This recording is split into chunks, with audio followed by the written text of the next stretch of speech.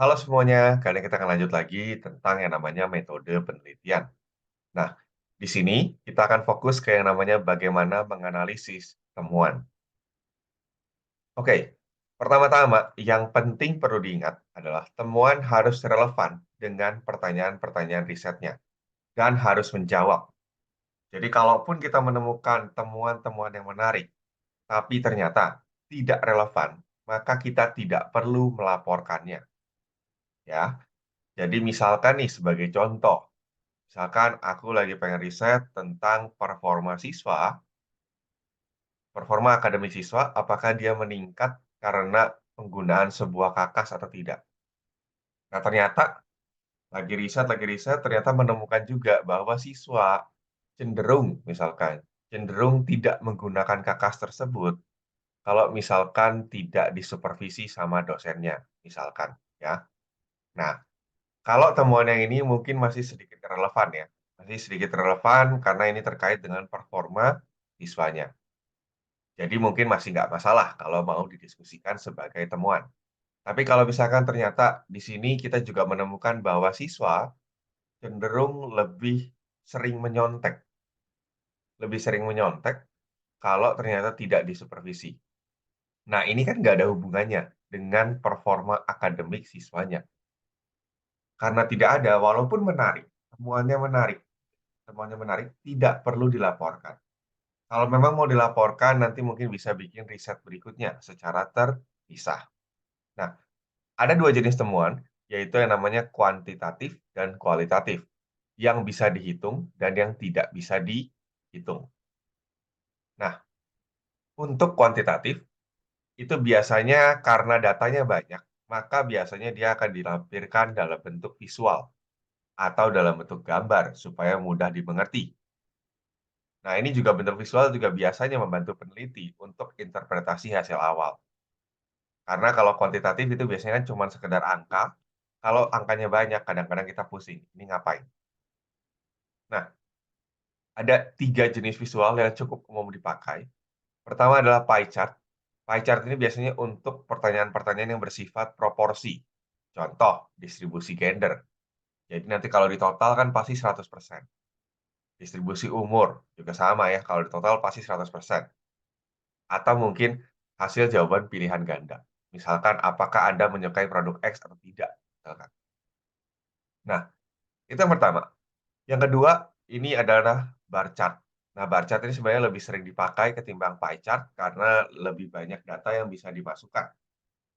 Biasanya di sini dipakai untuk perbandingan. Misalkan nih, perbandingan nilai performa mahasiswa dengan dan tanpa penggunaan kakas.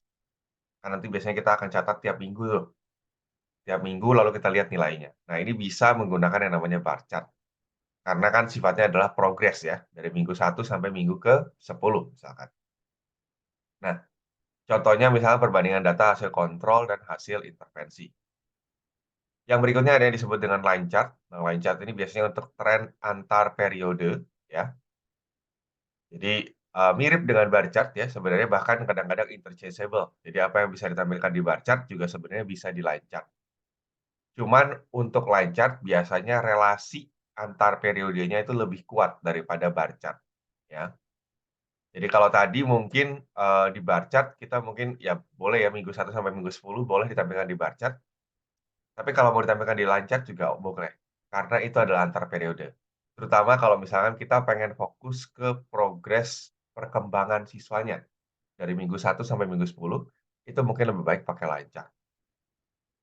Nah contoh misalkan pertumbuhan ekonomi negara per tahun dari 2000 sampai 2022, kan itu ada relasi ya dengan tahun-tahun sebelumnya, itu biasanya menggunakan line chart. Tapi kembali lagi ya, bahwa di sini sebenarnya bar chart dan line chart bisa diganti-ganti. Cuman memang kalau ingin fokus diskusinya nanti adalah tren antar periode, sebaiknya pakainya line chart. Oke, bagaimana menganalisis yang namanya pie chart? Contohnya lihat di sebelah kanan, ini adalah dari riset saya. Intinya kita akan fokus dari yang paling besar ke bagian-bagian yang paling kecil. Jadi misalnya kalau di sini kan ini adalah proporsi responden, ya. proporsi responden dan di sini memang paling banyak adalah yang dari secondary education. Jadi kita akan fokus pengembangan analisisnya itu dimulai dari yang paling besar. Jadi kita bisa bilang, oke, 93 dari berapa responden adalah guru secondary education dan mereka bla bla bla bla bla bla. Nah, lalu setelah itu diikuti oleh guru dari la la la la. Nanti akan fokus ke makin kecil makin kecil makin kecil makin kecil, sampai akhirnya yang others ya. Others ini cuman ada 9. Dan mungkin kita bisa jelasin apa aja tuh others-nya, gitu. Kedua, bar chart. Sama ini juga dari riset saya, gitu ya. Nah, biasanya kalau kita punya bar chart bisa macam-macam ya, bisa bar chart yang sifatnya positif doang, yang di bawah ini, are precision. Bisa juga yang bar chart sifatnya bisa naik turun. Jadi misalkan bar chart tapi yang ditangkap adalah perbedaan, ya, atau peningkatan. Nah, di sini biasanya yang kita lakukan untuk analisis bar chart adalah kita akan fokus dari tertinggi atau terendah, lalu kita bahas sisanya. Tergantung, kalau tujuan kita memang yang positif adalah yang tertinggi, maka kita fokusnya dari yang tertinggi dulu. Kalau kita fokusnya dari yang terendah, berarti kita fokusnya yang terendah. Nah, pembahasan itu ya, kita juga bisa mulai dari bar yang merupakan fokus utama. Misalkan nih, bar chart-nya untuk membandingkan beberapa metode. Ya, beberapa metode, lalu kita ada metode yang kita propose. Nah, kita bisa mulai pengembangan penjelasan dari metode yang kita propose. Misalkan kita bilang, oh ya, metode yang kita propose akurasinya sekian. Kan. Terus setelah itu metode yang lain, misalkan yang merupakan baseline, dia akurasinya segini. Kenapa perbedaannya segini? Begitu. Nah, yang ketiga ada line chart ya. Jadi line chart ini biasanya untuk menyatakan relasi antar periode. Contoh misalkan di sini yang di atas kiri gitu ya. Aku pengen untuk mengecek performa ya, performa akurasi dengan berbagai inclusion threshold. Nah, inclusion threshold-nya itu kan meningkat. Jadi kita pengen tahu trennya nih. Trennya seperti apa kalau inclusion threshold-nya meningkat.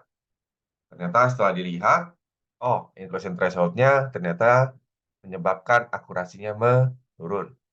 Ya kan? Jadi semakin tinggi inclusion threshold, maka semakin rendah akurasinya. Berarti mereka berbanding terbalik. Nah, bisa juga untuk membandingkan beberapa metode. Jadi kalau dilihat sini contoh ya, ini dari riset Kakas deteksi plagiarisme.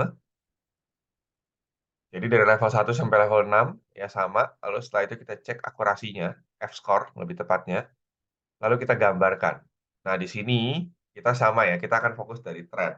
Nah, kita bilang, oh ya kalau untuk strange, dia trennya menurun, ya Gplex juga sama. Nah, kalau memang kita membandingkan, maka setelah itu tahapan yang kita lakukan adalah perbandingannya. Jadi kita bilang, oh ya, walaupun dua-duanya sama-sama menurun, tapi ternyata kalau dilihat Strange lebih tinggi performanya di level-level awal ketimbang si Gplex, gitu kan. Jadi nanti di sini ini akan lebih banyak yang dibahas karena tidak hanya satu garis, tapi ada dua garis. Oke, berikutnya adalah tabel. Tabel ini biasanya sebenarnya last resort ya. Jadi kalau memang tidak ada gambar lain yang bisa dipakai, maka kita menggunakan tabel. Kadang juga orang menggunakan tabel kalau memang tidak ada pilihan lain. Dalam artian di sini datanya pengen ditampilkan secara detail. Kan kalau kita lihat tadi pie chart, bar chart, line chart, itu kan kalau menampilkan data tidak detail, tidak sampai angkanya secara aktual ditampilkan. Nah, kalau tabel kelebihannya adalah dia bisa menampilkan sampai angka aktual. Cuman memang tidak menarik, ya, tidak menarik. Makanya biasanya tetap kita hanya akan pakai tabel kalau memang datanya tidak bisa divisualisasikan. Entah itu terlalu banyak atau terlalu sedikit. Ya, misalkan dia cuma ada 3 data gitu kan, ya sebaiknya sih mending tabel aja. Kalau misalnya kita pengen pakai gambar kan juga ngabisin tempat gitu. Kapan pakai tabel? Misalkan tabel perbandingan karakteristik metode pengajaran. Nah, kita punya silabus A, silabus B, silabus C. Nah, perlu diingat, ini biasanya kesalahan pemula, gitu ya. Jadi kalau data sudah pernah divisualisasikan sebagai bentuk grafik, itu nggak perlu lagi pakai tabel. Pilih salah satu. Kalau memang ternyata kita pengen fokus ke angka-angkanya untuk ditampilkan, maka ya udah jangan pakai grafik, pakainya tabel. Kalau ternyata kita butuhnya visualisasi yang menarik, mungkin kita bisa fokusnya ke grafik, jangan tabel. Jadi salah satu saja, jangan sampai dua-duanya dipakai. karena itu ngabisin tempat dan biasanya pembaca akan bete, karena akan menghabiskan waktu mereka untuk membaca 2 hal yang sebenarnya sama. Nah, cara analisis tabel itu bagaimana tergantung pada model tabelnya sih. Cuman biasanya kalau tabelnya normal kayak gini, kita akan umumnya per baris atau per kolom. Jadi misalkan nih, misalkan, oh ingin bahas dari sisi recall-nya. Ya udah, kita bahas recall-nya dulu. Oke, baseline itu segini, tanpa private filter segini, tanpa line filter segini, kalau tanpa dua-duanya begini. Lalu kita analisis, kira-kira kenapa meningkat, kenapa menurun. Nah, itu jadi per kolom, ya. Bisa juga per baris. Jadi kita bilang, oh ya untuk baseline dia recall-nya segini, segmennya segini, waktunya segini. Nah, tanpa private filter ternyata ada peningkatan di mana dan pengurangan di mana. Tanpa line filter peningkatannya di mana, pengurangannya di mana. Itu per baris, ya. Tapi kembali lagi ini sebenarnya bebas ya. Jadi tidak ada aturan resmi. Cuman kalau memang bingung ya udah pilihlah antara mau bahas per baris atau per kolom. Nah, berikutnya adalah temuan kuantitatif. Jadi kualitatif ya. Jadi tadi kan sudah ada kuanti. Kuanti itu yang bisa dihitung. Biasanya datanya banyak gitu kan terus kita ngejumlahin dan sebagainya. Sekarang kualitatif ini biasanya untuk survei-survei yang sifatnya open ended atau pertanyaan esai. Nah, biasanya di sini kita akan fokus pada cerita yang akan disampaikan. Jadi kita akan mengambil tema-tema ya, tema-tema dari respon yang disediakan. Biasanya disebut dengan tematik analisis. Nah, nanti respon atau data akan dikelompokkan berdasarkan karakteristik poin yang akan diceritakan atau dibahas. Jadi misalkan, oh ya kita membahas tentang keuntungan penggunaan Kakas X pada pengajaran. Ya udah kita kelompokin nih, misalkan, oh ya ada yang bilang bahwa Kakas X itu berguna karena belajar pemrograman jadi lebih mudah. Kelompoknya jadi satu kelompok. Terus ada yang bilang, oh ya mereka suka karena visualisasinya. Jadi kita kelompokin jadi kelompok kedua. Dan seterusnya. Lalu setelah itu kita jelaskan. Biasanya kita ketika menyampaikan, kita juga menyampaikan respon datanya secara mentah. Jadi misalnya kita bilang, oh ya, eee, sebagian besar responden bilang penggunaan Kakas ini membantu meningkatkan kemampuan pemrograman mereka. Contohnya, salah satu respon menyatakan bahwa kutip 2 bla bla bla bla bla, kita ambil murni dari respon aslinya. Tentu nanti respon aslinya perlu di-anonymize ya. Jadi kadang-kadang kan untuk riset kita nggak boleh menampilkan data pribadi. Terus juga kadang kita perlu menambahkan beberapa informasi supaya kalimatnya jelas. Karena kan kadang-kadang orang kasih respon mungkin kata-katanya tidak formal atau tidak lengkap. Oke. Nah, tips dalam melakukan analisis temuan gitu ya. Pertama, jangan khawatir kalau ternyata hasilnya tidak sesuai dengan ekspektasi. Karena yang namanya riset sebenarnya dia lebih memperhitungkan proses. Di contoh, saya pribadi ada beberapa riset yang ternyata tidak berhasil.